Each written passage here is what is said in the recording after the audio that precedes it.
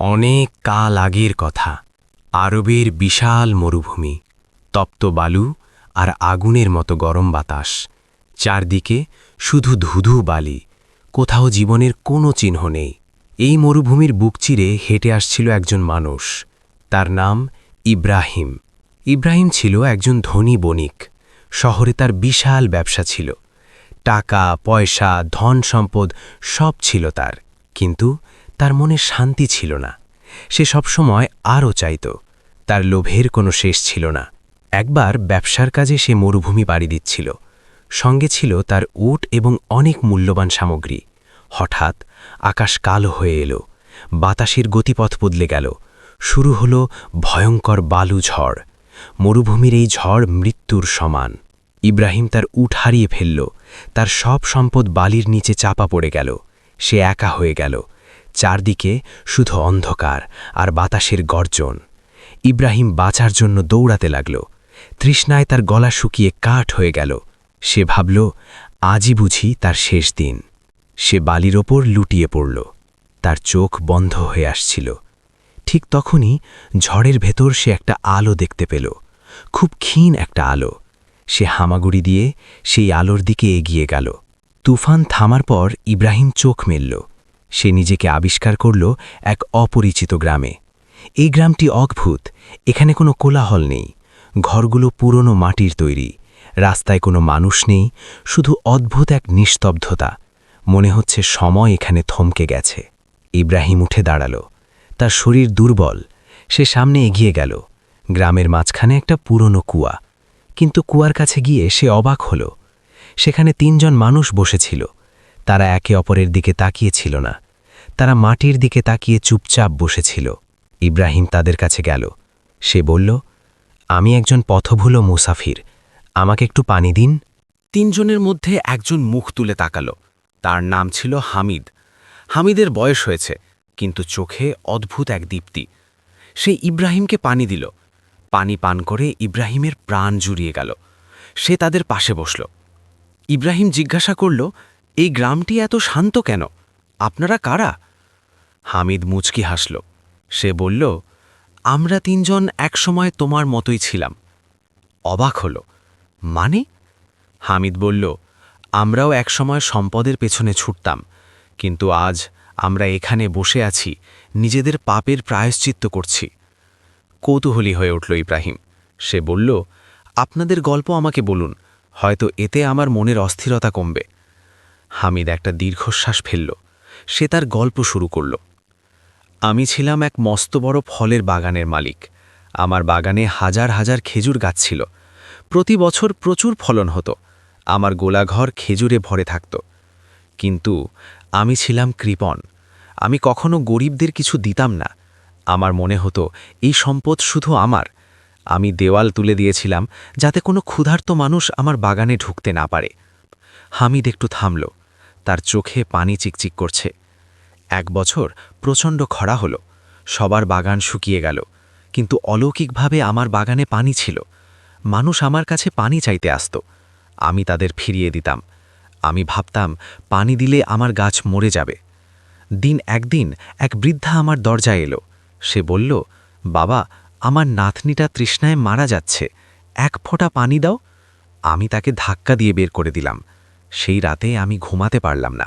হঠাৎ মাঝরাতে বিকট শব্দ হলো। আমি দৌড়ে বাগানে গেলাম। গিয়ে দেখি আমার সেই পানি ভরা কুয়োটি ধসে গেছে। মাটি ফেটে চৌচির হয়ে গেছে। আমার সব গাছ মুহূর্তের মধ্যে শুকিয়ে কালো হয়ে গেল, যেন কোনো অদৃশ্য আগুন সব পুড়িয়ে দিয়েছে। সকালবেলা আমি দেখলাম আমার আর কিছুই নেই। আমি নিঃস্ব হয়ে গেলাম। তখন আমি বুঝলাম আল্লাহ আমাকে পরীক্ষা করেছিলেন। তিনি আমাকে দিয়েছিলেন, আবার তিনিই কেড়ে নিলেন, কারণ আমি শুকর আদায় করিনি। সেই থেকে আমি মরুভূমিতে ঘুরে বেড়াই। আমি এখন মানুষকে পানি পান করাই। হয়তো আল্লাহ আমাকে ক্ষমা করবেন। হামিদের গল্প শুনে ইব্রাহিম স্তব্ধ হয়ে গেল। সে নিজের বিশাল ভাণ্ডারের কথা ভাবল। সেও তো কখনো কাউকে মন খুলে দান করেনি। দ্বিতীয় ব্যক্তিটি এবার কথা বলল। তার নাম ওমর। সে দেখতে বেশ শক্তিশালী, কিন্তু তার কাঁধ ঝুঁকে আছে, যেন সে কোনো বিশাল বোঝা বয়ে বেড়াচ্ছে। ওমর বলল, আমার গল্প আরও করুন। আমি ছিলাম এক বিশ্বস্ত আমানতদার। মানুষ আমার কাছে তাদের স্বর্ণ মুদ্রা গচ্ছিত রাখত। সবাই আমাকে বিশ্বাস করত। আমার সততার নামডাক ছিল বহুদূর পর্যন্ত। কিন্তু শয়তান আমাকে ধোঁকা দিল। একবার এক এতিম যুবক আমার কাছে এলো। তার বাবার রেখে যাওয়ার শেষ সম্বল এক থলি স্বর্ণমুদ্রা আমার কাছে রাখল। সে বলল, চাচা, আমি বাণিজ্যে যাচ্ছি, ফিরে এসে এটা নেব। আমি তাকে কথা দিলাম, কিন্তু সে যাওয়ার পর আমার লোভ হলো। আমি ভাবলাম সে হয়তো আর ফিরবে না। মরুভূমির পথ বিপদ সংকুল। আমি সেই স্বর্ণ মুদ্রাগুলো খরচ করে ফেললাম। আমি নিজেকে বোঝালাম আমার তো অভাব নেই, আমি পরে ভরে দেব। কিন্তু আমি তা করলাম না। 2 বছর পর ছেলেটি ফিরে এলো। সে তার আমানত ফেরত চাইল। আমি মিথ্যা বললাম। আমি বললাম, তোমার ঘরে ডাকাত পড়েছিল, সব চুরি হয়ে গেছে। ছেলেটি আমার মুখের দিকে তাকিয়ে রইল। সে কোনো তর্ক করল না। সে শুধু বলল, আল্লাহ সব দেখছেন। সে চলে গেল, কিন্তু তার সেই দীর্ঘশ্বাস আমার জীবন ধ্বংস করে দিল। সেই রাতে আমার একমাত্র সন্তান ভীষণ অসুস্থ হয়ে পড়ল। আমি শহরের সেরা কবিরাজদের ডাকলাম, আমি আমার সব সম্পদ ব্যয় করলাম, কিন্তু আমি আমার ছেলেকে বাঁচাতে পারলাম না। আমার চোখের সামনে সে ছটফট করে মারা গেল। তখন আমার মনে পড়ল সেই এতিম ছেলেটির কথা। আমি তার হক মেরে খেয়েছিলাম। আল্লাহ আমার সবচেয়ে প্রিয় জিনিসটি কেড়ে নিলেন। আমি পাগলের মতো সেই ছেলেটিকে খুঁজলাম, কিন্তু তাকে আর পেলাম না। সেই অনুশোচনা আমাকে কুড়ে কুড়ে খাচ্ছে। এখন আমি এই গ্রামে থাকি। আমি আল্লাহর কাছে শুধু ক্ষমা চাই। উমরের গল্প শুনে ইব্রাহিমের বুক কেঁপে উঠল। সে মনে মনে ভাবল, সেও তো ব্যবসার নামে কত মানুষকে ঠকিয়েছে, কত মিথ্যা কথা বলেছে সামান্য লাভের জন্য। তৃতীয় ব্যক্তিটি ছিল সবচেয়ে বয়স্ক। তার নাম জায়েদ। তার চুল দাড়ি ধবধবে সাদা। সে ইব্রাহিমের দিকে তাকালো। তার দৃষ্টি ছিল খুব শান্ত। জায়েদ বলল, হে মুসাফির, আমার কোনো সম্পদ ছিল না। আমি গরিব ছিলাম না, আবার ধনীও ছিলাম না, কিন্তু আমি ছিলাম অলস। আল্লাহ আমাকে সুস্থ শরীর দিয়েছিলেন, আমাকে জ্ঞান দিয়েছিলেন, কিন্তু আমি তা কাজে লাগাইনি। আমি সবসময় ভাবতাম কাল করব, নামাজ পড়ার সময় হলে ভাবতাম পরে পড়ব, কাজে যাওয়ার সময় হলে ভাবতাম আরেকটু ঘুমাই। আমার বাবা মা বৃদ্ধ ছিলেন। তারা আমাকে ডাকতেন, আমার সঙ্গে কথা বলতে চাইতেন। আমি বলতাম, আজ খুব ব্যস্ত, কাল শুনব।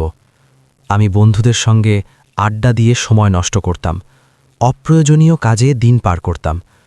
একদিন আমি বাড়ি ফিরে দেখলাম আমার ঘর অন্ধকার। আমার মা আর নেই, বাবা তার আগেই চলে গেছেন। আমি তাদের শেষ মুহূর্তেও পাশে থাকতে পারিনি। আমি তাদের কোনো সেবা করতে পারিনি। তারপর আমার যৌবন চলে গেল।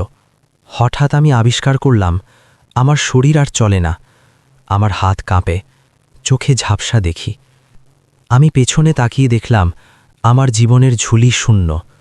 আমি কিছুই অর্জন করিনি, না দুনিয়ার জন্য, না আখিরাতের জন্য। মানুষ ভাবে সম্পদ হারানোই সবচেয়ে বড় ক্ষতি, কিন্তু আমি বলি সময় হারানোই সবচেয়ে বড় ধ্বংস। যে সময় চলে গেছে তার কোনো দিন ফিরে আসবে না। আমি এখন এই কবরের পাশে বসে থাকি আর অপেক্ষা করি, কিন্তু হায়, আমার হাত তো খালি। আমি আল্লাহর সামনে কি নিয়ে দাঁড়াব?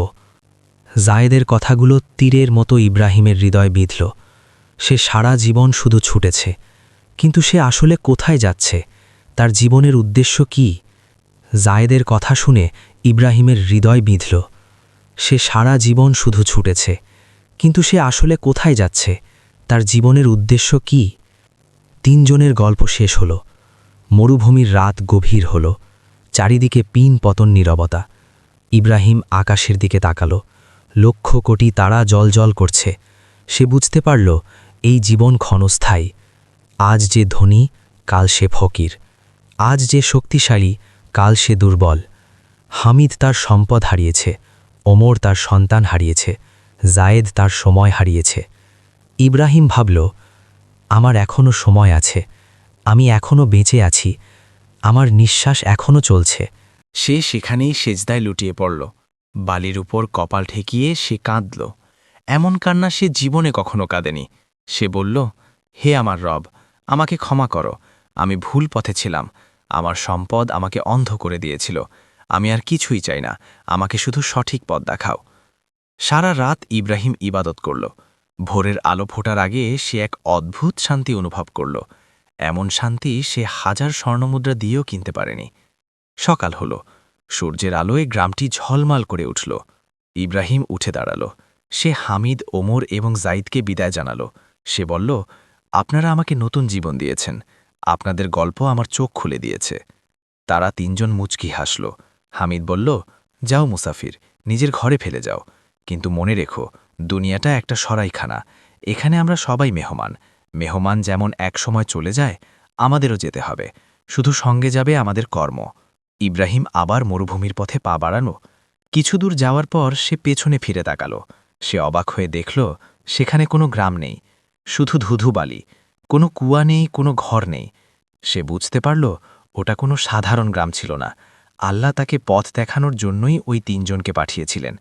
তারা মানুষ ছিল নাকি ফেরেশতা তা সে জানে না, কিন্তু তারা তাকে সত্য চিনিয়ে দিয়েছে। ইব্রাহিম শহরে ফিরে এলো, কিন্তু সে আর আগের ইব্রাহিম রইল না। সে তার ব্যবসার অর্ধেক সম্পদ গরিবদের দিয়ে দিল। সে এতিমখানা বানালো, তৃষ্ণার্থ মানুষের জন্য কুয়া খনন করল। সে আর কখনো মিথ্যা কথা বলল না, সে আর কখনো কাউকে ঠকাল না। তার মুখে সব সময় হাসি লেগে থাকত। মানুষ তাকে দেখে অবাক হতো। তারা ভাবত, এত সম্পদ হারিয়েও মানুষ এত খুশি থাকে কি করে। ইব্রাহিম শুধু আকাশের দিকে তাকিয়ে হাসত। সে জানত, আসল সম্পদ তার ব্যাংকে নেই, আসল সম্পদ তার হৃদয়ে। সে খুঁজে পেয়েছে তৃপ্তি, সে খুঁজে পেয়েছে আল্লাহ। আর যাকে আল্লাহ ভালোবাসেন, তার আর কিছুর প্রয়োজন নেই। প্রিয় বন্ধুরা, আমাদের জীবনটাও এই গল্পের মতোই। আমরা ভাবি আমাদের অনেক সময় আছে, আমরা ভাবি সম্পদই সব সুখের মূল, কিন্তু মৃত্যু যখন দরজা গড়া নাড়বে, তখন এই সম্পদ আমাদের বাঁচাতে পারবে না। বাঁচাবে শুধু আমাদের ভালো কাজ, সততা আর আল্লাহর প্রতি বিশ্বাস। আসুন, আমরা আজ থেকেই নিজেদের পরিবর্তন করি, কারোর হক নষ্ট না করি, অহংকার না করি এবং সময়ের কদর করি। কে জানে, হয়তো কালকের সূর্য আমাদের জন্য আর না উঠতে পারে। ভিডিওটি ভালো লাগলে শেয়ার করবেন। আপনার একটি শেয়ার হয়তো অন্য কারো জীবন বদলে দিতে